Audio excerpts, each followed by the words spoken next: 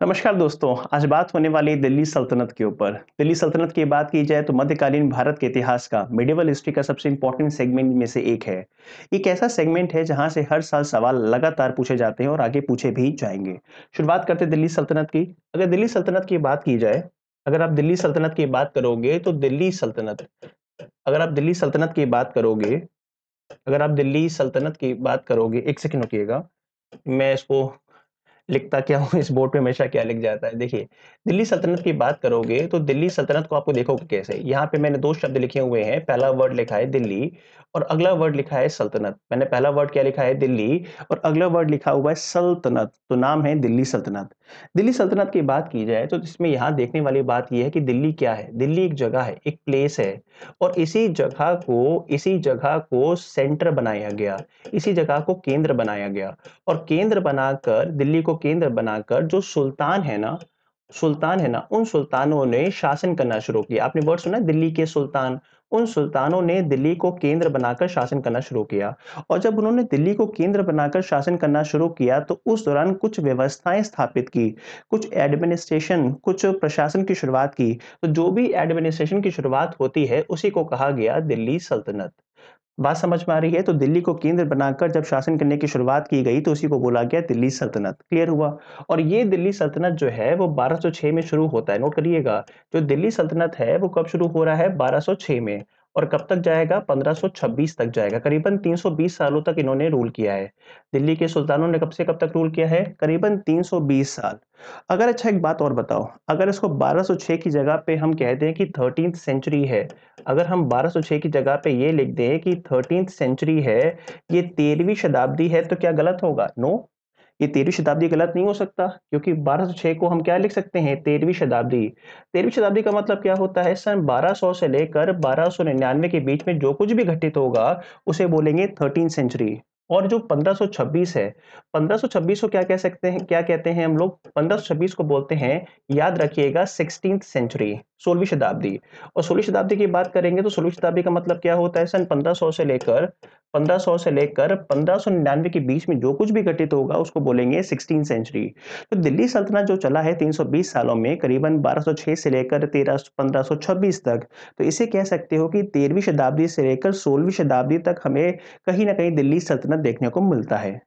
अब मन में सवाल आता है कि दिल्ली के सुल्तानों ने दिल्ली को ही केंद्र क्यों बनाया? व्हाई दिल्ली? दिल्ली में ऐसा क्या रखा हुआ है कि पिछले 1000 साल से ज़्यादा समय तक दिल्ली या उसके आसपास के क्षेत्र को भारत की राजधानी चुना गया? ऐसा क्या है दिल्ली के अंदर? अब दिल्ली की बात करते हैं कि इम्पोर्टेंस ऑफ दिल्ली, दिल्ली की बात करते हैं। अगर आप दिल्ली की बात करोगे तो आपको नज़र आएगा सबसे पहले मैप। अगर आप देखोगे तो आपको ये मैप पे नज़र आएगा कि जो भारत का सेंटर है, भारत का जो केंद्र है, वो भले ही आपको दिखता है कि एमपी है। अगर आप देखोगे तो देखने से लगेगा कि जो भारत का सेंटर है वो क्या है? एमपी है। भारत सेंटर क्या है? एमपी है। लेकिन फिर भी भारत का सेंटर एमपी होने के बावजूद भारत के राजाओं ने जो राजधानी बनाई वो दिल्ली के आसपास के क्षेत्र को बनाई। या दिल्ली बना, या आगरा बना, या कन्नौज बना, या तो मथुरा बना। दिल्ली, आगरा, कन्नौज, मथुरा। बात समझ में आ रही है कि नहीं आ रही है? अब सवाल उठता है क्यों? अब इसमें आपको थोड़ा समझना होगा। पहले क्या होता था, ये जो पाकिस्तान वाला इलाका है ना, ये पाकिस्तान वाला इलाका भी हमारे ही पास में था। भारत पाकिस्तान एक था। और चूँकि भारत पाकिस्तान एक था, इसीलिए हमारी जो सीमा हुआ करती थी, वो हुआ करती थी अफ़गानिस्तान। हमारी जो बाउंड्री हुआ करती थी, वो अफ़गानिस्तान तक हुआ करती थी, और इधर कहाँ तक थी? बंगाल तक थी। अब इसको इस हिसाब से देखोगे तो आपको नज़र आएगा कि ये थोड़ा सेंटर में ही ज़्यादा अच्छा है। क्योंकि क्योंकि दिल्ली से ये इलाका पास है, दिल्ली से ये इलाका पास है, कनेक्ट कर सकते हो। दिल्ली से ऊपर के इलाके को भी आप कनेक्ट कर सकते हो। दिल्ली से इधर के इलाके को भी कनेक्ट कर सकते हो, और दिल्ली से गुजरात वाले इलाके को भी कनेक्ट कर सकते हो। लेकिन समस्या क्या है? दिल्ली से ये बहुत ज़्यादा दूर है। दिल्ली से ये इलाका क्या है? बहुत ज़्यादा दूर है। और दिल्ली से इलाका दूर होने के बावजूद भी हम दिल्ली को ही चुन रहे हैं। क्यों?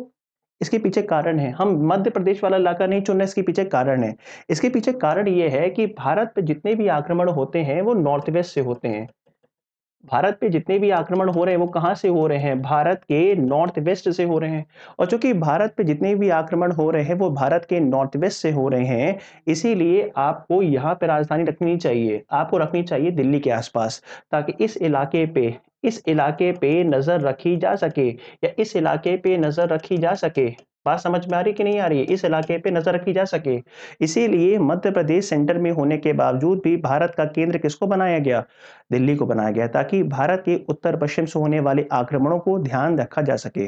जैसे कि दिल्ली के सुल्तानों ने जब रूल करना शुरू किया, तो उनके समय लगातार भारत के उत्तर-पश्चिम से मंगोलों के आक्रमण हो रहे थे। वाया अफ़गानिस्तान होते हुए पंजाब के रास्ते लगातार मंगोलों के आक्रमण हो रहे थे। और अगर ऐसे में मध्य प्रदेश के आस-पास के इलाके राजधानी होते, वो तो अंदर घुस आते, लेकिन वो चूँकि दिल्ली में बैठेंगे सुल्तान, दिल्ली के आस-पास के क्षेत्र में, तो विदेशी आक्रमणकारियों को रोका जा सकता है। बात समझ में आई? फिर आप ये बोलोगे, सर कुतुबुद्दीन ऐबक भी तो आक्रमणकारी था। बिल्कुल आक्रमणकारी था। उसने बाहर से आके भारत की सत्ता को हथिया लिया था। लेकिन जब वो सत्ता को हथिया लिया, तो पहली बात तो वो दिल्ली के क्षेत्र में रहना शुरू किया, क्योंकि आगे बढ़ने में उसे दिक्कत हो रही थी। लेकिन उसके मन में ये भी तो था कि अगर हम दिल्ली में नहीं रुकते हैं, तो भारत के उत्तर-पश्चिम से और भी आक्रमण आएँगे, जैसे और भी आक्रमणकारी आएँगे, तो उनको रोकने के लिए हमें मध्य प्रदेश के इलाकों की जगह दिल्ली को अपना सेंटर बनाना चाहिए। इसीलिए भारत की राजधानी पिछले 1000 साल से ज़्यादा समय तक दिल्ली को बनाया गया है। इवन ब्रिटिशर्स जब भारत में आए थे, गोरे जब भारत में आए थे, तो गोरे जो कहाँ रह रहे थे? गोरे जो हैं वो पश्चिम बंगाल में, जगह का नाम है कलकत्ता। वो कलकत्ता को राजधानी बनाए। बनाए कि नहीं बनाए? आपको पता होगा, सन 1772 ये वो समय है, सन 1772 ये वो समय है जब गोरों ने कलकत्ता को राजधानी बनाया। और कलकत्ता को राजधानी बनाने के पीछे उनके अपने कारण थे, कि उन्होंने बंगाल को जीत लिया था, और बंगाल के चूँकि केंद्र कलकत्ता था, तो कलकत्ता के अंदर वो आराम से रुके हुए थे। लेकिन उन्हें समझ में आ गया था कि जो व्यक्ति दिल्ली पर रूल करेगा, उसी को भारत के लोग अपना राजा मानेंगे, या राजा मानते हुए आए हैं। इसीलिए 1857 के विद्रोह के बाद जब उन्होंने ब्रिटेन की महारानी का स्वागत किया, है ना? क्वीन का जब कह सकते हो कि आमंत्रण दिया, तो क्वीन को कहाँ बुलाया था? क्वीन को बुलाया था दिल्ली में। इसीलिए देखिए, आप क्या पढ़ते हो? दिल्ली दरबार पढ़ते हो। क्या पढ़ते हो? दिल्ली दरबार। भले ही राजधानी कलकत्ता थी अंग्रेज़ों के ज़माने में, लेकिन अंग्रेज़ों ने कहाँ दरबार लगवाया? दिल्ली के अंदर। वो भी 1 नहीं, 3-3 बार लगवाया। दिल्ली दरबार 1, 2, 3, और आगे जाके 1911 तक आते-आते राजधानी कलकत्ता से दिल्ली शिफ्ट करने की बात कर दी। क्या ये बात समझ में आई कि दिल्ली का इम्पोर्टेंस क्या है, और दिल्ली का ही चुनाव क्यों किया गया भारत पे शासन करने के लिए? बहुत जटिल मुद्दे हैं। और फिर अगला वर्ड आता है सुल्तान। एक वर्ड तो मैंने आपको क्लियर कर दिया कि दिल्ली क्या है। अब अगले वर्ड पर आते हैं कि ये सुल्तान क्या होता है? दिल्ली क्या है? मेरे ख्याल से मेरे सारे दोस्तों को समझ में आ गया कि दिल्ली का इम्पोर्टेंस क्या है। ये देख रहे हो, हम बटन क्या दबा रहे हैं? ये बटन क्या दब रहा है? ठीक है, दिल्ली एक इरिटेट करने की हद पार कर देते हैं। मेरे सभी दोस्तों क्लियर हो गया कि दिल्ली क्या है। अब सवाल उठता है कि दिल्ली को केंद्र किसने बनाया? सुल्तानों ने। अब समझ में आता है सुल्तान क्या होता है। देखो, सुल्तान वर्ड को भी समझ लेते हैं, क्योंकि सुल्तान वर्ड को समझोगे नहीं तो काम नहीं चलेगा। देखो क्या हुआ।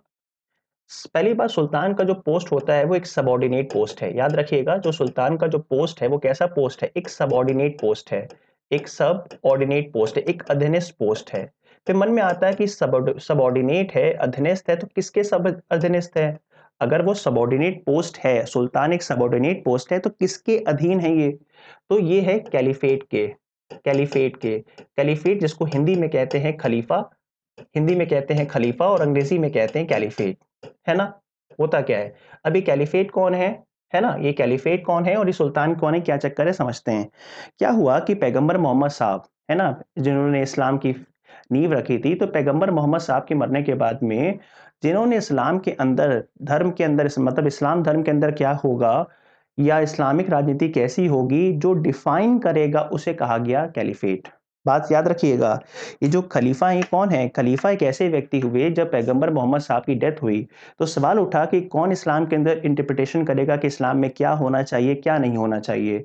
तो इस्लामिक धर्म के अंदर क्या होगा या इस्लामिक धर्म के अंदर क्या नहीं होगा, कौन तय कर रहा था? खलीफा। साथ ही साथ जो खलीफा थे, वो ना केवल धार्मिक मामलों में हस्तक्षेप कर रहे थे, बल्कि राजनीति में, कि राजनीति में क्या होने चाहिए, कैसे राज्य का विस्तार होना चाहिए, स्टेट का एक्सपेंशन कैसे होना चाहिए। इसीलिए एक पोस्ट बनाया गया कैलिफेट, और इस कैलिफेट नामक पोस्ट पे तमाम लोग गद्दी पर बैठे थे। बात समझ में आ रही है? क्लियर हुआ? और इसीलिए जब भी कोई मुस्लिम रूलर, मुस्लिम शासक कहीं पर भी दुनिया के किसी भी कोने में रूल करता था, तो इसी कैलिफेट से अपनी परमिशन लेता था कि भैया हमें आप परमिशन दीजिए कि हम इस इलाके में रूल कर सकें। तो इसीलिए कैलिफेट क्या है? एक इस्लामिक वर्ल्ड का रिलीजियस एंड पॉलिटिकल हेड है। ध्यान रखिएगा, ये जो कैलिफेट है वो कौन है? ये इस्लामिक वर्ल्ड का रिलीजियस प्लस पॉलिटिकल हेड है। और जो सुल्तान है, सुल्तान जो एक सबॉर्डिनेट पोस्ट है, किसके सबॉर्डिनेट है? वो कैलिफेट के सबॉर्डिनेट है। बात समझ में आ रही है? वो खलीफा से पूछ कर शासन करता है। अब ये अलग बात है कि खलीफा की सत्ता जो है, जब उस पैगंबर मोहम्मद साहब की डेथ हुई थी, वो उस समय अलग स्थिति थी। लेकिन 9th सेंचुरी की एंड होते-होते कैलिफेट की पावर कम हो गई थी। अब सुल्तान जो है वो सिंबॉलिक तौर पे ही सही, लेकिन परमिशन उसी से लेते हैं, लेकिन ज़्यादा ज़्यादा फ़र्क नहीं पड़ता है, थोड़ा बहुत पूछ लेते हैं, हाँ बोलोगे तो भी रूल करेंगे, ना बोलोगे तो भी रूल करेंगे।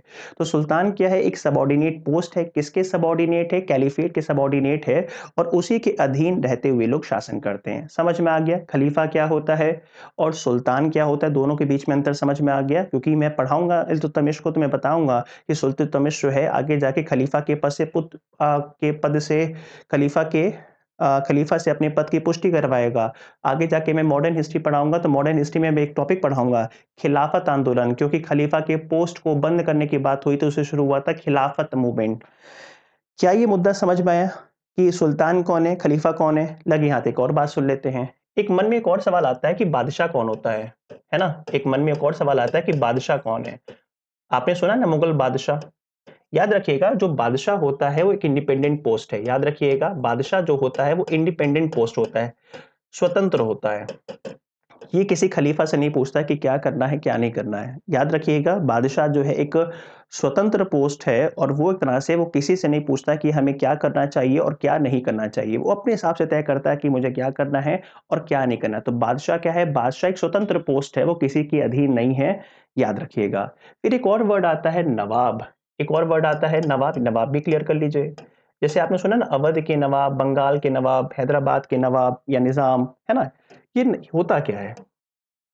देखिए, अगर आप बात करोगे अगर आप बात करोगे ठीक है, अगर आप बात करोगे नवाब की, तो नवाब की स्थिति क्या होती है? देखिए, नवाब जो होता है एक बड़े राजा के कंट्रोल में होता है। जब एक बादशाह जो है एक बहुत बड़ी टेरिटरी के ऊपर रूल करता है, एक बहुत बड़े क्षेत्र पे रूल करना शुरू करता है, तो समय के साथ में बादशाह की स्थिति कमज़ोर हो जाती है। और जब बादशाह की स्थिति कमज़ोर हो जाती है, तो बादशाह के साथ थोड़ा बहुत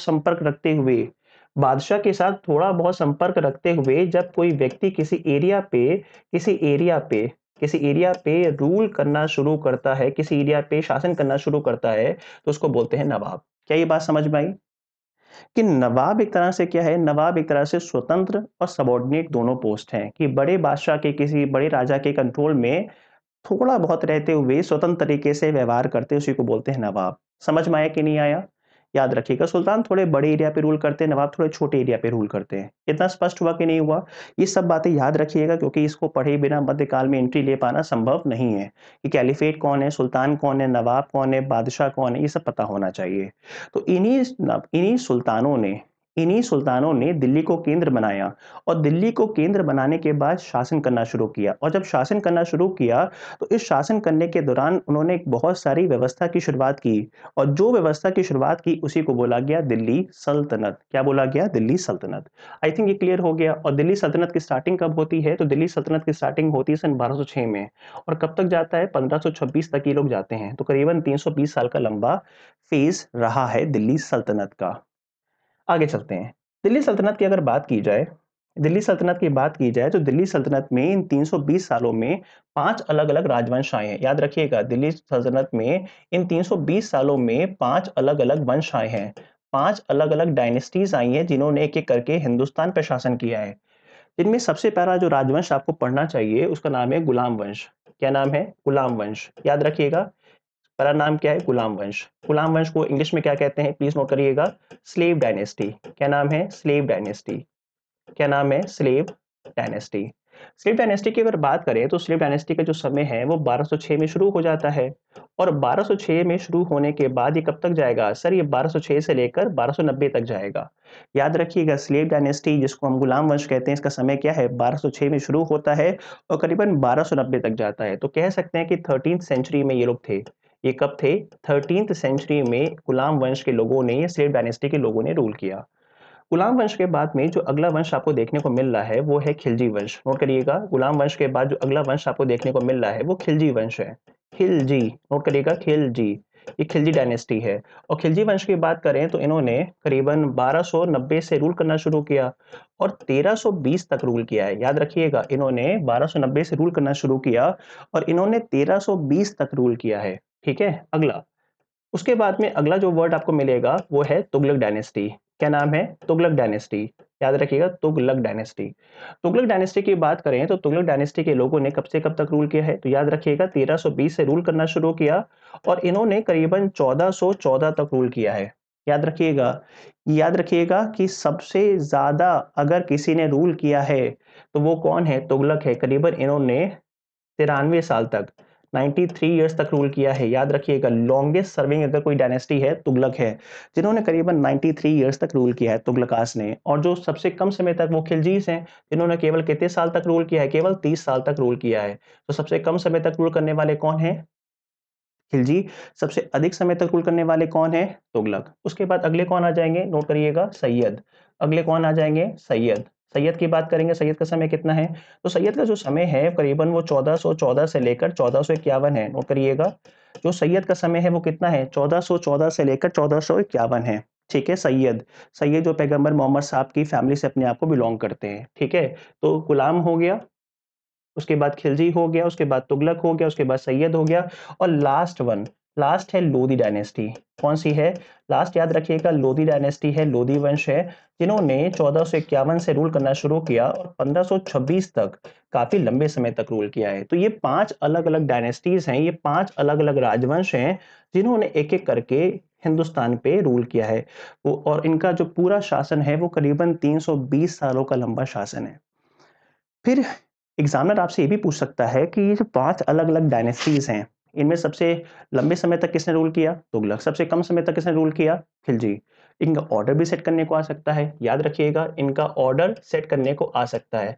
अब ये ऑर्डर कैसे सेट करने को आएगा? इनमें से 4 नाम दे देगा, गुलाम, खिलजी, तुगलक, लोधी। सैयद हटा देगा या तुगलक हटा देगा। इन बोलेगा इन चारों को आप अरेंज करो। इन चारों को कैसे याद कर सकते हो? इन चारों को याद करने का एक आसान तरीका बताता हूँ मैं आपको। आप नोट करिए, पहला वर्ड गुड़, है ना? पहला वर्ड क्या नोट करिए? गुड़। गुड़, गुड़ नोट करिए, गुड़। समझ में आ रहा है? पहला है गुड़, फिर क्या है? अगला है खा, गुड़ खा लो। यार देखो, क्लिक नहीं होता है। गुड़ खा लो, गुड़ खा लो तसले में।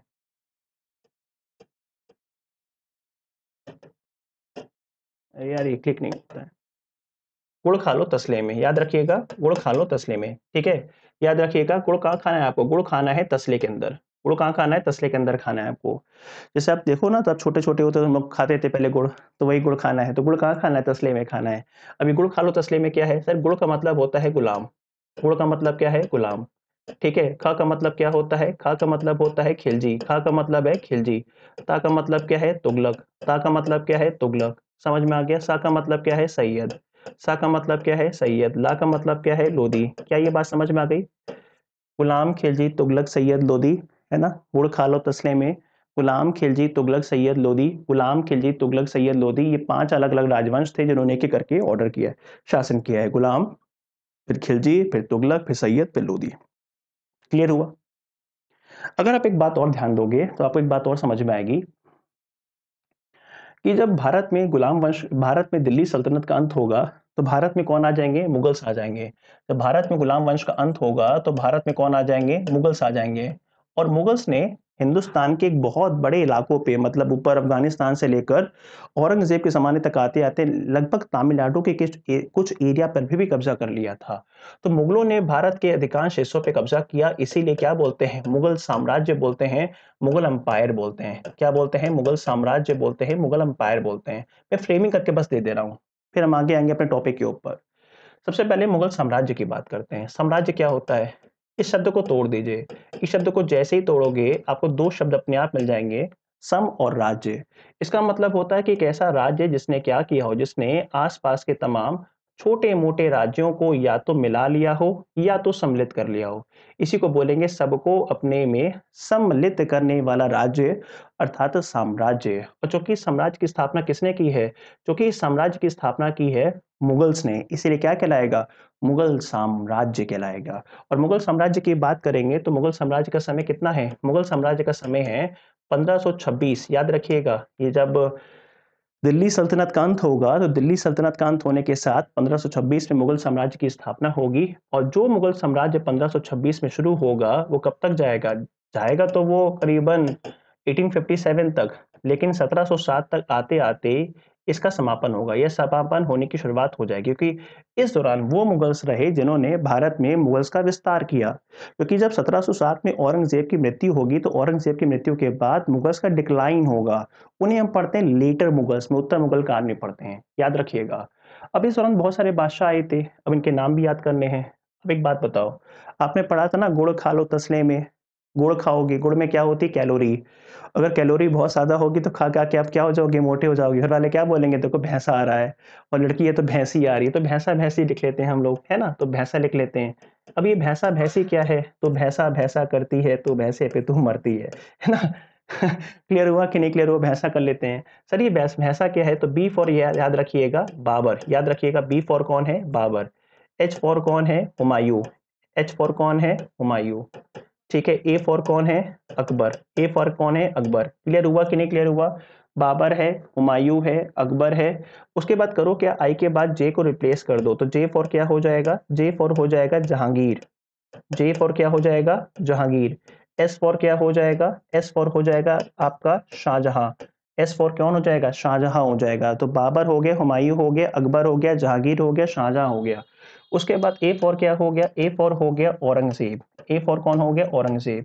इन सारे मुगल बादशाहों ने एक एक करके हिंदुस्तान पे शासन किया है और इन्होंने ही राज्य का विस्तार किया है। याद रखिएगा, इन सब ने क्या किया? इन सब ने राज्य का विस्तार किया है। बाबर ने, हुमायूं ने, अकबर ने, जहांगीर ने, शाहजहां ने, औरंगजेब ने। क्या ये बात समझ में आई? आसान है कि नहीं आसान है? गुड़ खा लो तसले में, खा खा के बन जाओ भैंसा। क्लियर हुआ? ठीक है। अच्छा एक बात और, अगर आप बात करोगे अकबर की, तो अकबर के बारे में याद रखिएगा अकबर का टाइमलाइन क्या है। जो अकबर का टाइमलाइन गिना जाता है, वो टाइमलाइन देखा जा अच्छा एक बात और, टाइमलाइन नहीं देखना है हमको अभी, क्योंकि अभी इस टॉपिक पे नहीं है हम लोग। एक बात आपको और ध्यान रखनी है कि हुमायूँ की अगर बात की जाए, तो हुमायूँ का समय क्या है? हुमायूँ की अगर बात की जाए, तो हुमायूँ का जो समय बताया गया है, हुमायूँ का जो समय बताया गया है, वो बताया गया है 1530 से लेकर 1540 तक।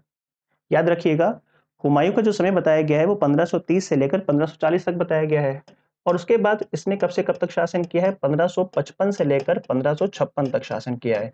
इसने हिंदुस्तान पे 2 बार शासन किया है। हुमायूँ ने 30 से लेकर 40 तक रूल किया है, फिर 55 से लेकर 56 तक रूल किया है और बीच में कितना गैप नज़र आ रहा है? बीच में आपको 15 सालों का नेट गैप नज़र आ रहा है और इसमें कौन थे? इसमें कोई और नहीं बल्कि शेर शाह सूरी, इसमें कोई थे शेर शाह सूरी और उनके सक्सेसर हुआ करते थे। याद रखिएगा शेर शाह सूरी और उनके सक्सेसर हुआ करते थे। क्या ये बात समझ में आई? क्या ये बात समझ में आई मुगल्स के बारे में?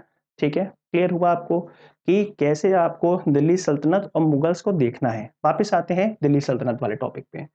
दिल्ली सल्तनत की अगर बात की जाए तो दिल्ली सल्तनत में आपको 5 राजवंश देखने को मिले। गुलाम, खिलजी, तुगलक, सैयद, लोदी। अब इनको आप एक और रूप में देख सकते हो, कैसे? इनके राज्य के विस्तार को देखकर। अगर आप देखोगे ध्यान से, तो आप देखोगे कि जब भारत में गुलाम वंश के लोग शासन करेंगे, तो गुलाम वंश के लोग कहाँ रूल करेंगे? देखो, रुको यार पहले गुलाम वंश की बात की जाए तो गुलाम वंश के लोग कहाँ रूल करेंगे? गुलाम वंश के जो लोग हैं वो इधर इधर पंजाब से लेकर, है ना? पंजाब है, दिल्ली है, इधर थोड़ा-सा कन्नौज वनौज इलाका है, यहाँ पे रूल करेंगे और थोड़ा-सा आगे बढ़ते हुए ये लोग बंगाल तक पहुँच जाएँगे। तो ये किसका समय होगा? ये गुलाम वंश का समय होगा। गुलाम वंश के जो लोग हैं वो इस समय तक रूल करेंगे। क्या ये बात समझ में आ रही है? वो राजस्थान के एरिया में बहुत सफलता नहीं पा पाएँगे। राजस्थान के मसले में राजस्थान के मसले में और दक्षिण भारत में कौन इंटरफेयर करेगा? राजस्थान के मसले में और दक्षिण भारत में इंटरफेयर करने का काम करेगा खिलजी। खिलजी क्या करेंगे? अगर पेन चेंज हो जाए तो अच्छी बात है, ये चेंज ही नहीं हो रहा है।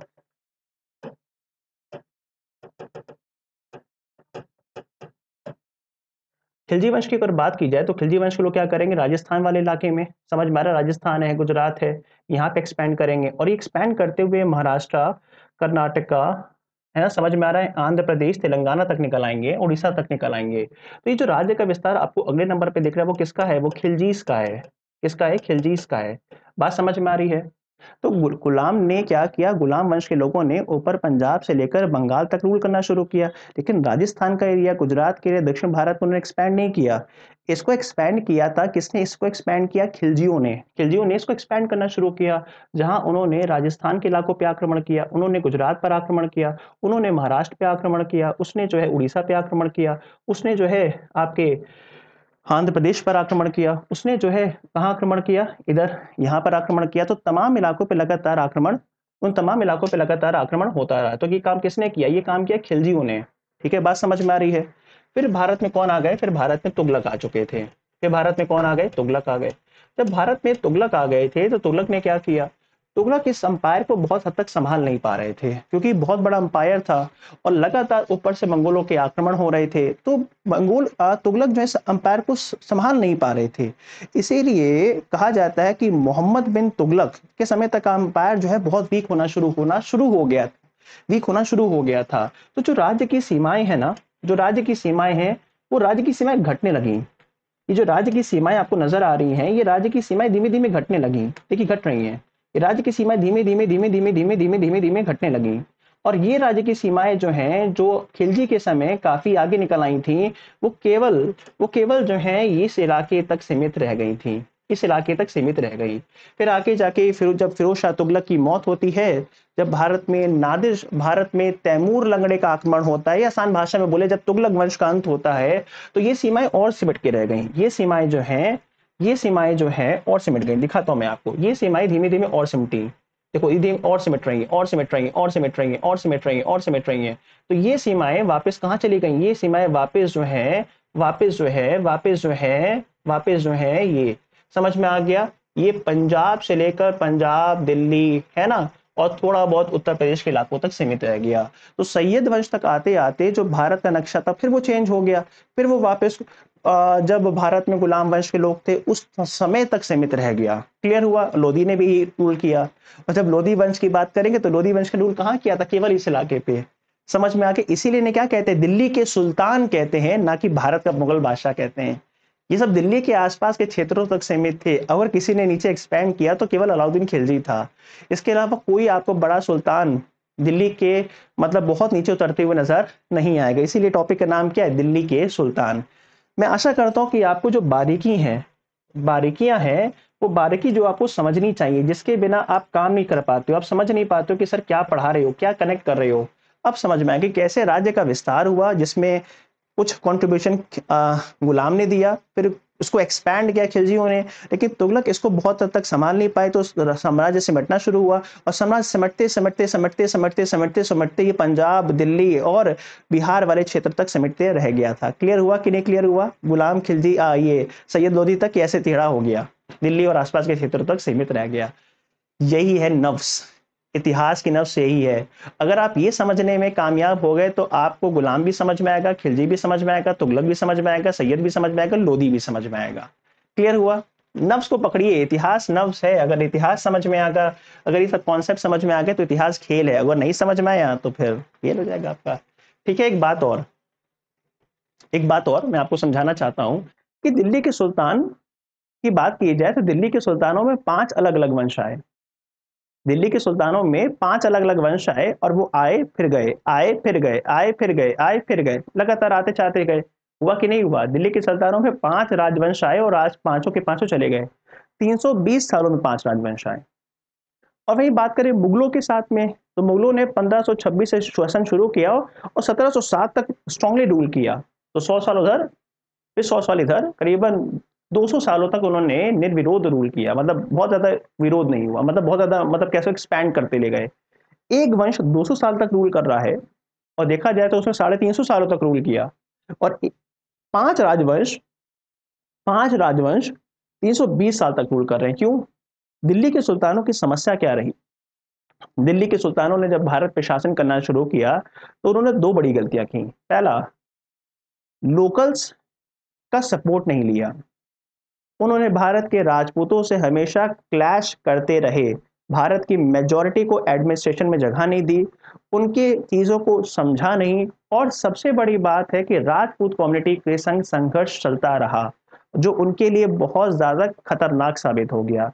लेकिन मुगल्स की जब बात करेंगे तो मुगल्स इस बात को समझते थे, इस बात को समझ गया था अकबर कि अगर भारत पे शासन करना है तो भारत की मेजॉरिटी को अपने फेवर में करना होगा, और ना केवल मेजॉरिटी को फेवर में करना होगा बल्कि इनको एडमिनिस्ट्रेशन में अच्छे-अच्छे पदों पर लाना होगा। इसीलिए देखिए मुगल्स ने जस्ट इसके उल्टा काम किया। मुगल्स ने एडमिनिस्ट्रेशन के अंदर हिंदुओं को और जो कम से कम नॉन मुस्लिम्स हैं उनको एडमिनिस्ट्रेशन में ना केवल एंट्री दी बल्कि बड़े-बड़े पदों पे दी। मान सिंह, भगवान दास, है ना? महाराज जय सिंह, जसवंत सिंह, तमाम लोग थे जो बड़े-बड़े पदों पे मुगल साम्राज्य में बैठे हुए थे, बड़े-बड़े ओहदों पे बैठे हुए थे।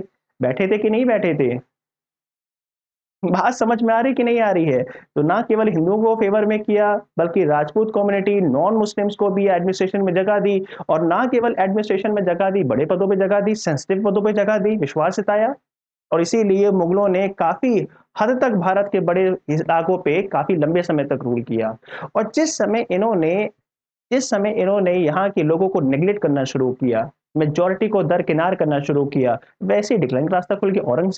औरंगज़ेब ने क्या किया? औरंगज़ेब ने भारत की मेजॉरिटी को अपमानित करना शुरू कर दिया, उनके जो रिलीजियस बिलीफ थे, उस पे चोट पहुँचानी शुरू कर दी। पहुँचाई कि नहीं पहुँचाई? राजपूतों के साथ संबंध खराब कर दिए, चाहे वो मारवाड़ का मामला हो, चाहे वो मेवाड़ का मामला हो, उन्होंने संबंध खराब कर दिए, और संबंध खराब कर दिए तो जो लोग अभी तक सपोर्ट में थे वो सब एंटी हो गए, और जब सब एंटी हो गए तो आपका डिक्लाइन शुरू हो गया।